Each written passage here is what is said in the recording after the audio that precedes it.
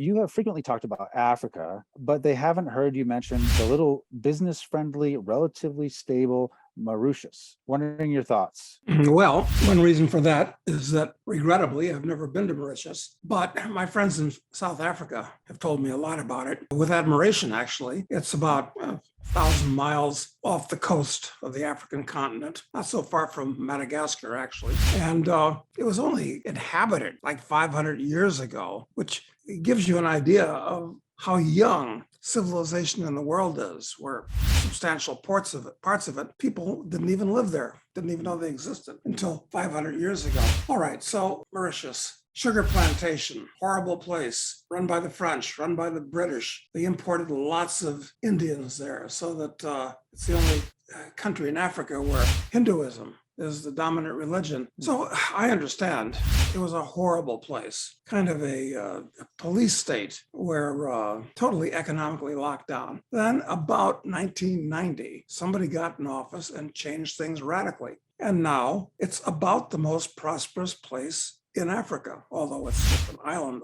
off the coast of Africa. Interesting. I'd like to go there.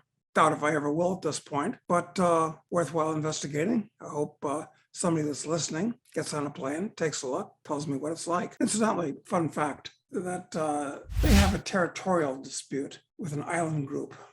Mauritius is a complex of islands. And part of this complex of islands includes the island of Diego Garcia, which few people have heard of, but it's one of the largest overseas US military bases in the world. And basically, when did they do this? This was about the late 60s. They forcibly removed all the residents from Diego Garcia and put them on Mauritius, basically without compensation. They sued later and all this type of thing, but it was a very, very bad, ugly deal for the inhabitants of Diego Garcia. So there's presumably, or reportedly, I should say, 3, 4, 5,000 U.S. troops there, and it's used as a way station, reportedly, by the CIA for black ops and for interrogating people and all that. So anyway, that's part of they want to get Diego, and I hope they succeed in evicting the U.S. and getting Diego Garcia back into Mauritius.